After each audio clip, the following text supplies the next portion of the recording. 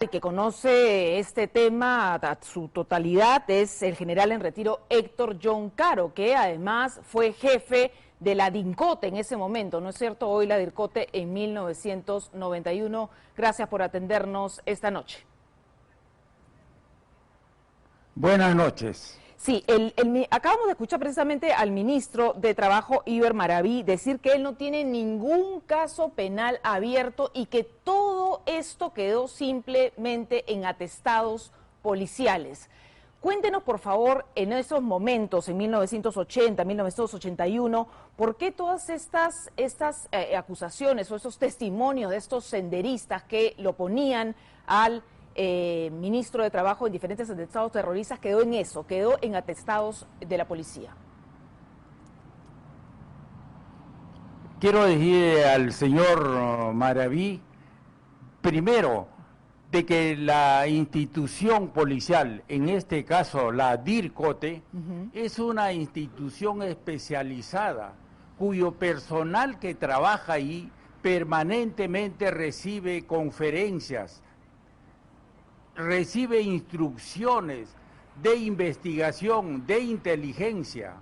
Entonces, son personal muy preparado y él habla del atestado como un documento cualquiera que, bueno, no tiene la validez del caso. Claro, el documento que es el atestado es la base que sirve para que luego los administradores de justicia se encargan de determinar y tipificar finalmente el hecho.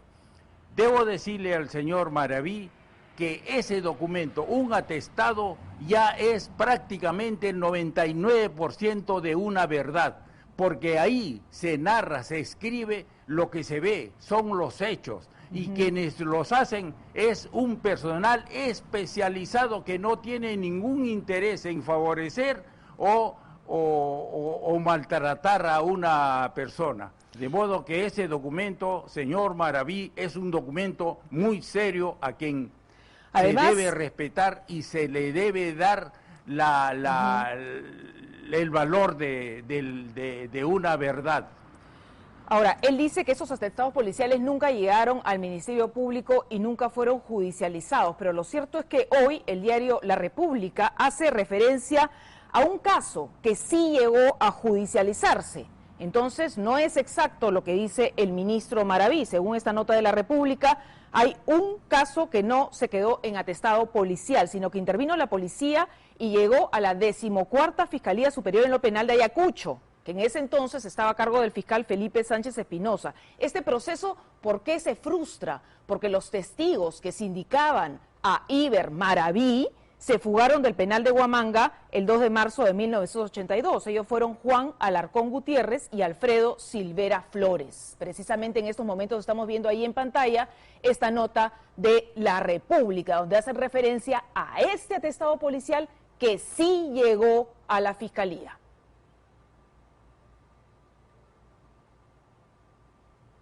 No todos los atestados llegan y hay una serie de circunstancias por el que se queda en el camino.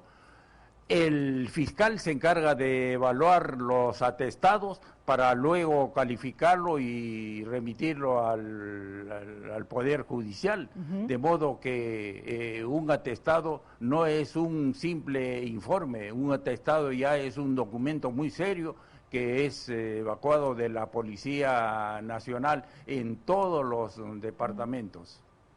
¿Quiénes eran estos terroristas, Juan Alarcón Gutiérrez y Alfredo Silvera Flores? Yo no tengo conocimiento de ellos. Yo llegué a ser director de la DIRCOTE en 1990-91. Bien, vamos a pasar al otro tema, que es el cambio del comandante general de la policía. ¿No es cierto? El general César Cervantes ha dejado el cargo y ha entrado Javier Gallardo. ¿Usted está de acuerdo con el ex viceministro del Interior, Ricardo Valdés, quien declaró en una nota para nosotros que que el general Cervantes se había convertido en una persona incómoda para la presidencia? Lo cierto es que estamos viviendo en un momento de mucha suspicacia. ¿Y suspicacia por qué? Generado precisamente por el gobierno. Es una suspicacia que nos da que entender que por qué se hace el cambio ahora precisamente. Los cambios generales se hacen tan pronto asciende a gobierno, de modo que en el mes de agosto, el 4, el 5, el 6, se hubiera hecho los cambios, pero no esperar hasta este momento. En todo caso, cambiarlo a Cervantes el 1 o el 2 de enero del próximo año. Eso es lo normal, eso se da. Ahora en realidad se está dando en un momento en donde es tan sensible la situación política por esta intervención de la policía que se supone ha tenido conocimiento el general Cervantes y que ha afectado precisamente al señor Cerrón, y ahora lo sacan a él. Es lógico. No hay que ser muy inteligente para pensar de que ahí está pasando algo. No les ha gustado esta intervención y ahora hay que cambiarlo por otro. Precisamente si las razones que nos dan fueran contundentes para que se cambie a Cervantes, nadie se hubiera dado cuenta. Pero es que estamos viviendo en un momento tan sensible en donde me parece que los asesores del gobierno no han tenido en cuenta esta situación que va a tener que, lógicamente, entrar en sospecha por todo lo que están siguiendo la política actual. Bien, gracias a Héctor John Caro por atendernos esta noche en la edición central. Fue jefe del Arcote en 1991. Gracias por esta entrevista. Y